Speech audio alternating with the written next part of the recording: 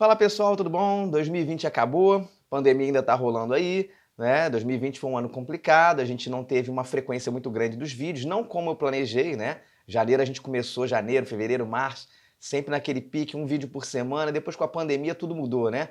A gente começou a ter que produzir videoaulas, né? O nosso modo de vida mudou, né? Então o que acontece? Eu estou retornando agora, em 2021, e vou tentar, a partir desse ano, fazer aquilo que eu prometi, né? Liberar um vídeo por semana falando sobre educação.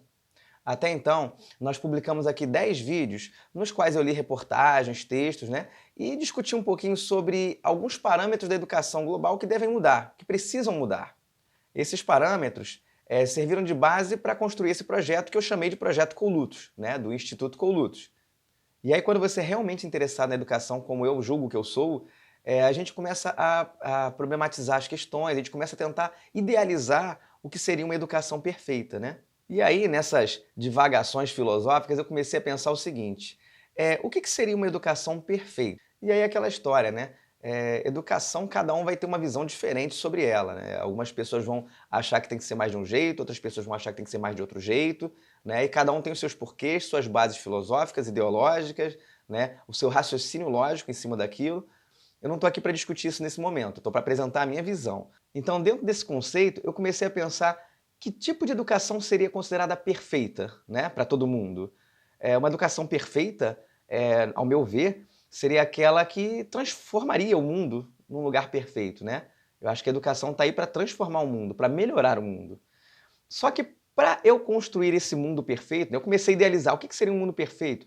Um mundo em paz, sem guerras, sem violência urbana, um mundo onde todo mundo tivesse suficiência, um mundo onde as doenças fossem contidas, a degradação ambiental não existisse mais. Você começa a colocar todos os pontos, né, para transformar o mundo num lugar ideal, para todo mundo, tá? Não é para mim ou para você, o mundo é um lugar ideal para todos. E aí você começa a ver que é quase uma utopia, né? Eu costumo brincar, gosto muito de histórias em quadrinhos, é quase uma Krypton sem explodir, né? Que eu fico brincando. Então, nesse sentido, eu falei, poxa, o que é necessário para construir esse mundo? Nós precisamos de pessoas diferentes para construir esse mundo diferente. Então não adianta eu ter as mesmas pessoas que eu tenho aqui no mundo hoje, pensando que elas vão construir esse mundo perfeito no amanhã, porque não vão. Então eu preciso, antes de construir, para alcançar esse mundo, para construir esse mundo, eu preciso construir pessoas capazes de transformar, capazes de gerar esse mundo. E como é que eu faço para que essas pessoas sejam geradas na sociedade? Não tem outra solução, é só através da educação. E aí então vem a parte mais polêmica, né? Porque como gerar essas pessoas, né? Isso soa meio prepotente, meio arrogante, até meio manipulador, né? Mas a ideia não é essa. A ideia é você, pelo menos na minha concepção, né? Tem gente que vai discordar disso, né? Mas na minha concepção, a educação ela é libertadora e não manipuladora, doutrinadora, como alguns colocam. A educação ela tenta te mostrar todos os ângulos de uma determinada situação, de um determinado conceito, sejam esses ângulos bons ou ruins, de forma que você entenda como funciona aquilo de fato e você possa escolher por si próprio a que caminho você deve seguir. Isso é a verdadeira educação para mim. E aí, nesse sentido, que tipo de material eu me embasei para idealizar esse ser humano perfeito, né? Essa educação perfeita? Um dos materiais citados no último vídeo foi justamente aquele documento da Unesco, né? Que serviu de base para a criação dos pilares da Unesco, que é o documento do Jacques Delors, que é o Educação, um Tesouro a Descobrir. E aí hoje eu queria falar um pouquinho sobre esse documento aqui. Eu quero ler alguns trechos e comentar alguns trechos desse documento aqui com vocês. Então, de acordo com esse documento, ele diz que, logo no início, nas suas primeiras linhas, ele diz que um dos seus objetivos é levar o progresso da humanidade, olha só, vou ler aqui para vocês, progredir em direção à paz, à liberdade e justiça social, o desenvolvimento humano mais harmonioso e autêntico. Então ele visa muito o quê? A convivência entre todos os seres humanos desse planeta, acabar com a guerra, acabar com os conflitos, criar um ser humano mais autêntico, mais harmônico. É algo que eu sempre proponho aqui nesse canal, não é mesmo? E aí alguém pode dizer o seguinte, mas, professor, o que acontece é que muitas vezes a gente tenta gerar harmonia, mas certas pessoas não estão aí para harmonia. Então, se você for muito pacífico, você vai acabar sendo subjugado por essas pessoas, né? Você vai ser controlado, dominado. É esse pensamento que leva à guerra mesmo, né? Porque a gente começa com autodefesa, depois a gente está partindo para o ataque, Então isso é complicado, a gente precisa discutir muito isso. Eu não tenho respostas prontas aqui. A ideia é discutir essas questões para a gente encontrar as soluções mais pacíficas possível. Um conceito que eu uso sempre é o conceito das artes marciais. Vocês sabem, eu já citei aqui alguns vídeos atrás, que eu sou adepto das artes marciais. E a arte marcial, normalmente, ela não visa atacar e destruir um oponente. A arte marcial ela tem um propósito muito maior na autodefesa. Você vai treinar, você vai se preparar, porque se algum dia o seu corpo, a sua integridade e a daqueles que você ama for ameaçado por um outro, você tem como se defender. Mas nunca com o intuito de se tornar alguém mais forte, mais poderoso para sair atacando e subjugando os outros. Então essa filosofia marcial, eu acho que ela é válida. A gente precisa de autodefesa sim, mas não a belicosidade que foi gerada hoje na humanidade. Essa belicosidade está se tornando muito nociva para o progresso da humanidade. A gente precisa repensar isso. Outra coisa que ele diz aqui no documento, bem logo no início, é que essas proposições são descartadas devido a razões econômicas e financeiras. Outra coisa que é muito mal compreendida. Ninguém está dizendo que é para acabar a economia, que é para... nada disso. O que se propõe é uma discussão em que o aspecto econômico ele acabou se tornando primordial, né? A principal faceta da humanidade. A gente passa a se identificar pelo dinheiro que a gente tem e não por aquilo que a gente é. Então a gente precisa repensar um pouco isso, porque o aspecto econômico está nublando toda a tentativa da educação de fazer um mundo melhor. Então a gente precisa discutir isso com mais calma. E aí eu fiz uma seleção de vários trechos aqui, os quais eu vou ler, né, alguns paragrafinhos, e vou comentar como eu fazia com aquelas entrevistas, né? Então, a partir de agora, eu selecionei vários trechos, vários parágrafos aqui, que eu vou ler para vocês e comentar como eu fazia com aquelas reportagens. Vamos lá? Primeiro diz o seguinte, ó, as tensões permanecem latentes e explodem entre nações, entre grupos étnicos ou a propósito de injustiças acumuladas no plano econômico e social. É uma relação entre essas injustiças no plano econômico e social e o crescimento das tensões entre as nações, né? Nações que brigam entre si por questões éticas, étnicas, econômicas e por aí vai. A gente precisa dialogar para solucionar esses problemas e não acirrar mais essas questões. Outro trecho importante. Apesar de ter conquistado novos espaços, dominados anteriormente pelo totalitarismo e pela arbitrariedade, a democracia tem a tendência a debilitar-se com o decorrer dos anos, como se tudo tivesse incessantemente de recomeçar, de renovar-se, de ser reinventado. Então, assim, a democracia ela tem sofrido ataque no mundo todo, tá? E existem pessoas que, inclusive, defendem, né, o fim da democracia. A democracia é algo que tem que ser discutido.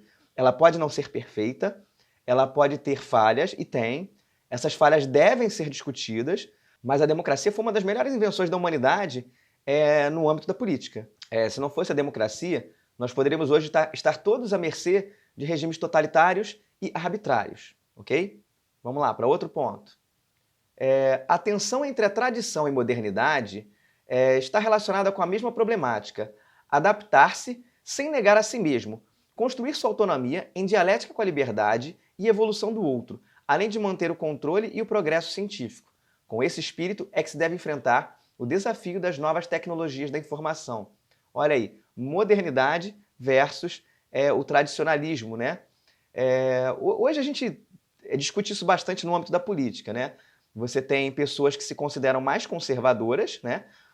Conservador no sentido de que quer preservar os costumes, as tradições, aquilo que ela vê como bom, como puro, como digno, aquilo que ela... presta atenção no seguinte, ela tenta defender aquilo que ela acha melhor para a sociedade. Já aquele que se define como progressista é aquele que vê que tem coisas que não estão funcionando muito bem. E ela quer mudar, ela quer, entre aspas, meio que revolucionar, ela quer criar algo novo, ela quer criar algo melhor, também no intuito de fazer o melhor para a humanidade e para todos. Então percebam que são dois lados que discutem com o mesmo objetivo, queremos o melhor para a humanidade. Só que essa discussão gera tensões que estão se acirrando e não estão se resolvendo. A gente precisa aprender a dialogar de novo. Percebem o que eu estou querendo propor aqui? Vamos para mais um. A tensão entre o longo prazo e o curto prazo, tensão permanente, mais alimentada hoje pela supremacia do efêmero e do instantâneo, em um contexto em que o excesso de informação e de emoções passageiras leva a uma constante concentração dos problemas imediatos. Aí algo que acho que eu já comentei em algum vídeo, acho que se não me engano foi aquele sobre inteligência emocional, e eu falei o seguinte, a gente está numa sociedade hoje, né, uma cultura, vamos chamar assim, uma cultura do imediatismo, né? Tudo é imediato, tudo muito rápido e tudo passa muito rápido, tudo é muito efêmero. E isso está gerando transtornos psicológicos, transtornos emocionais nos indivíduos. A gente precisa, sim, de investir no progresso. Falei bastante disso nos meus primeiros vídeos, né? Precisamos sim investir nesse progresso, desenvolvimento tecnológico, científico, social, e quanto mais rápido, melhor, óbvio. Mas a gente precisa saber qual é o limite dessa velocidade para não lesar a própria essência do ser humano, que a gente está começando a fazer isso. Então precisamos repensar, mais uma vez, essa cultura. Novamente, não estou dizendo riscar e jogar tudo na lata de lixo, não é isso. É repensar, refletir. Então vamos lá para mais um ponto. Diante de tal constatação, e no que diz respeito ao domínio abrangido por este relatório, fomos levados a retomar e atualizar o conceito de educação ao longo da vida. Presta atenção nesse termo, educação ao longo da vida. De maneira a conciliar a competição incentivadora, não aquela destruidora, tá? Em que um quer ser melhor que o outro, destrui o outro. Já falamos sobre isso. Uma competição incentivadora com a cooperação fortificante e com a solidariedade que promove a união entre todos. Vamos lá, primeiro, o conceito de educação ao longo da vida. Você não vai aprender agora em 5 anos, 8 anos, 10 anos e depois parar, não. Você vai aprender a vida toda. Educação é para a vida toda. Eu estou me educando nesse exato momento e quando eu passo isso para vocês, eu estou tentando dar um embasamento para vocês se educarem também, tá? Percebe? Não sou eu que estou educando vocês. Vocês estão se educando com aquilo que eu estou oferecendo. Eu estou dando estratégias, eu estou dando embasamentos e o resto é com vocês, obviamente. Mas assim, percebam, a gente vai aprender a vida toda, a gente vai se educar a vida toda. Esse é o primeiro ponto. E o segundo ponto que ele falou é da solidariedade versus competição, né? É algo que eu também já citei aí. Competir, para ser melhor que o outro, para destruir o outro, isso é nocivo. Porque a gente vai ter um vídeo que a gente vai falar sobre isso mais adiante. A humanidade, o ser humano, né? Ele é um ser, é um animal, né? Não vamos nos esquecer isso, nós somos animais, eu como biólogo eu tenho que lembrar isso, somos animais sociais. Então nós vivemos em sociedade. E na sociedade, para que ela funcione, nós temos que todos cooperar uns com os outros e não competir uns com os outros. Eu sei que hoje, no mercado aí fora, a competição ela é incentivada e é uma forma que, digamos assim, estimula o desenvolvimento científico, tecnológico, etc e tal. Não quero discutir esses pontos aqui agora. Mas essa competição tem que ser a competição incentivadora que eles falaram, não uma competição destruidora. E a partir daí a gente vai estimular a cooperação entre os indivíduos e a solidariedade, de forma que todos juntos lutemos para construir um mundo melhor para todos nós. Outro ponto. Tensão entre o espiritual e o material. Compete à educação a nobre tarefa de suscitar em todos, segundo tradições e convicções de cada um, no pleno respeito do pluralismo, a elevação do pensamento e do espírito e até o universal, inclusive uma espécie de superação de si mesmo. Olha aí que interessante. Hoje, quando a gente fala no âmbito espiritual, as pessoas automaticamente associam a religião. E religião é aquela história, né?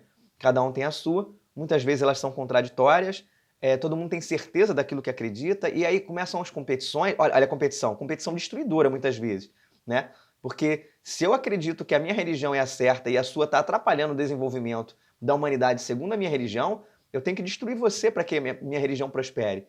Então esse tipo de competição destruidora ela não cabe mais, não tem mais como existir. A gente precisa repensar as nossas crenças, mas cuidado, não estou dizendo que você tem que abandonar a religião, não é isso. Por favor, tudo que eu estou falando, não leve nada do que eu estou falando para o extremismo. Tente entender as linhas do que eu estou apresentando aqui. É você abandonar esses conceitos destrutivos. É você aprender a conviver em harmonia com o próximo.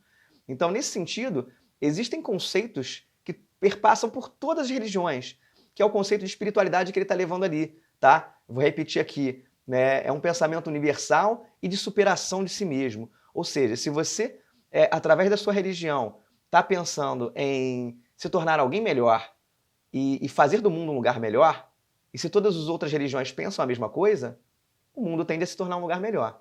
Percebe?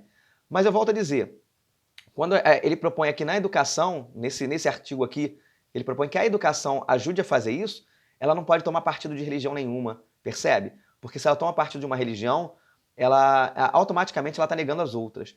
Então, quando ele fala em espiritualidade, ele está falando algo que está acima do conceito de religião. É algo que é inerente a todo ser humano. É algo que toda religião contempla. Então, vamos tomar cuidado com isso, tá? Porque o que ele está propondo não é destruir a sua religião. Pelo contrário, é usar a sua religião e a de todos os demais seres humanos que existem nesse planeta, são muitas religiões, para a gente construir um bem comum. Percebe? É muito diferente. Então esse trecho eu tenho que tomar muito cuidado na hora de falar, porque as pessoas distorcem. Eu não estou tentando falar mal de religião de ninguém. A gente vai ter um vídeo mais adiante, eu e os meus vídeos, né? Estou prometendo, mas eu vou cumprir, tá? Eu estou cumprindo aos poucos. Nós vamos ter um vídeo que a gente vai falar sobre isso, sobre a origem das religiões, sobre o que é a espiritualidade. Vocês vão ver que a proposta é muito boa para todos, tá? Então fica com isso aí por enquanto. Não subestima, de modo algum, a indispensável função da criatividade e da inovação, a passagem para uma sociedade cognitiva, os processos endógenos que permitem o acúmulo de saberes e o acréscimo de novas descobertas, que, por sua vez, serão aplicados nos diversos domínios da atividade humana, tanto na área da saúde e do meio ambiente, quanto na produção de bens e serviços. Bom, por que eu separei esse parágrafo aqui como importante? Porque apesar de ele estar discutindo tudo isso que eu falei, ele não nega a importância dos saberes já acumulados, do conhecimento tradicional. Porque tem gente que fala assim, você vai fazer uma escola que vai pensar no espiritual, que vai pensar na harmonia entre os seres, vai todo mundo ficar bonitinho abraçando árvore, e aí o mundo vai perder a tecnologia, vai perder o controle. Percebe que uma coisa não tem nada a ver com a outra? Né? Eu vou fazer um vídeo depois sobre falácias, isso é falácia do espantalho, né? É você criar uma caricatura do que está sendo proposto. Não é isso. Ao propor essas inovações na educação, ao repensar certos conceitos, né, sociais, econômicos, éticos, religiosos, a gente está querendo tornar o mundo algo melhor. A gente não está querendo jogar fora e descartar tudo de bom que já foi construído. É muito diferente. Prestem atenção no que está sendo dito. Daí, entre outros aspectos, há a necessidade de uma iniciação precoce à ciência, olha aí, ciência, minha área, né? A seus métodos de aplicação, assim como ao difícil esforço para direcionar o progresso ao respeito pelas pessoas e sua integridade. Nesse âmbito, e da mesma forma, a preocupação ética deve ser levada em consideração. Então percebe que eles dizem que a base para a construção disso tudo, né, o tipo de pensamento que você tem que desenvolver é fundamentado principalmente pelo pensamento científico. Isso é um dos pilares que eu vou apresentar aqui para vocês do nosso projeto. Então, através da ciência e do pensamento científico, a gente vai construir uma comunidade mais ética, mais sustentável, mais tecnológica, mais justa, mais harmônica. Essa é a ideia. E aí, um último parágrafo que eu selecionei que eu achei interessante foi o seguinte. A educação ao longo da vida é uma educação permanente, já comentei, né? A proposta é a criação de uma sociedade educativa. Olha que termo interessante, uma sociedade educativa. Em vez de ser uma sociedade focada, sei lá, no crescimento econômico, ou no, sei lá, na sustentabilidade ambiental, ou na ética, ou nos direitos humanos, você pode criar o conceito que você quiser de sociedade. O que ele está propondo é que a sociedade seja baseada na educação, que o bem maior da sociedade seja a educação, uma sociedade educativa. Porque o que acontece? Quando você tem uma sociedade educativa, em que as pessoas valorizam e focam muito seus esforços na educação, todo mundo aprende o tempo todo, aprende de forma contínua. E aí todos os demais problemas são solucionados. Porque através da educação, você cria sustentabilidade econômica, né? Não só ambiental, você cria tecnologia, você cria paz, justiça, ética, tudo isso. A educação é o cerne, é a base disso tudo. Então uma sociedade educativa talvez seja realmente a solução para o mundo. Vamos lá, continuando aqui. Nós pensamos só na educação profissional ou cultural e para o lazer. É verdade, né? Toda vez que a gente pensa em educação, a gente pensa ou numa educação voltada para a formação profissional, né? Eu vou inserir o indivíduo no mercado de trabalho. Isso também é importante, de certa forma. A gente não pode esquecer. Meus primeiros vídeos foram todos focados nisso, né? De você conhecer melhor o mundo, a tecnologia, para se inserir no mercado de trabalho. Se você não tiver inserido, você não tem dinheiro. Se você não tem dinheiro, você não sobrevive. Então é importante. Ou às vezes a gente fala de educação só no âmbito cultural, né? Geração de cultura, ou de repente lazer, entretenimento. Isso tudo é importante também para o indivíduo, tá? Mas não só isso, né? Então, continuando. Deve-se desenvolver o gosto por aprender a vida toda, né? Então, assim, nessa sociedade educativa, nessa sociedade voltada para a educação, o indivíduo vai acabar desenvolvendo o gosto por aprender. Ele vai querer aprender cada vez mais e mais, porque ele percebe que ele está se tornando um indivíduo cada vez melhor, mais produtivo, mais consciente, mais harmônico, e aí ele vai querer aprender mais. Percebe o foco? E então, a partir daí, surgem aqueles 4 pilares que já foram trabalhados no vídeo anterior, você pode acessar aí. Ele diz que Esses pilares permitem que a criança tenha acesso às 3 dimensões da educação: ética e cultural, né, que é um ponto, científica e tecnológica é o segundo ponto, e econômico e social, terceiro ponto. Percebe? Tudo impede igualdade. Eu não estou falando de nenhum em detrimento do outro. Econômico em detrimento ao cultural, cultural em detrimento ao ético, nada disso. Tudo junto, tá? A gente precisa de aprender todos eles. Ele diz aqui também que em países em via de desenvolvimento e nações industrializadas tem acontecido muito desemprego, né? E muito subemprego dos recursos humanos. Ou seja, pelo fato dessa nação não ser industrializada, desenvolvida, da educação não estar devidamente concretizada nesses países, esse tipo de coisa ainda acontece. Então, por isso que a gente precisa pensar também no âmbito do emprego. Por isso que eu não esqueci. O Brasil, por exemplo, hoje se encontra numa posição complicada. Então, não adianta eu ficar idealizando uma educação para o futuro se o cara não tem o que comer amanhã. Então, para ele ter o que comer amanhã, ele precisa de um emprego digno. Então, eu preciso lutar por isso primeiro. E aí ele finaliza falando sobre o professor, a função do professor nesse processo. Ele diz que exige-se muito do professor, inclusive demasiado, quando alimenta a expectativa de que ele venha suprir lacunas de outras instituições que são também responsáveis pela educação e formação dos jovens, né? Vocês devem já ter visto muito professor reclamar que hoje o professor ele é pai, ele é amigo, ele é psicólogo, ele é juiz, ele é tudo dentro da sala de aula. Porque tem muitos outros âmbitos da educação na sociedade que estão carentes dessas funções. E o professor acaba sendo cobrado por suprir essas demandas, né? Isso aí a gente pode discutir mais adiante, que é outro problema, da formação do professor. Já comentei por alto em alguns vídeos, mas é algo que tem que ser levado em consideração. E aí ele finaliza, né? Ele vem o segundo bloco, ele detalha os 4 pilares, a gente já falou. No terceiro bloco ele fala sobre orientações para os professores, e depois ele vem com alguns anexos, né? E sugestões para o trabalho desses profissionais da educação. Bom, então hoje eu vou encerrar por aqui, que esse vídeo já está ficando muito longo, né? Então, assim, eu queria dar uma noção para vocês do que é esse documento, do porquê que ele foi importante na produção dos pilares da Unesco e por que ele é importante na fundação desse projeto aqui que eu estou criando. Então, sintetizando tudo, esse projeto que eu estou criando, ele visa isso, basicamente é isso. É uma educação verdadeiramente transformadora que produza indivíduos mais capacitados para não só sobreviverem nesse mundo, como principalmente criarem um mundo melhor do que esse que nós vivemos.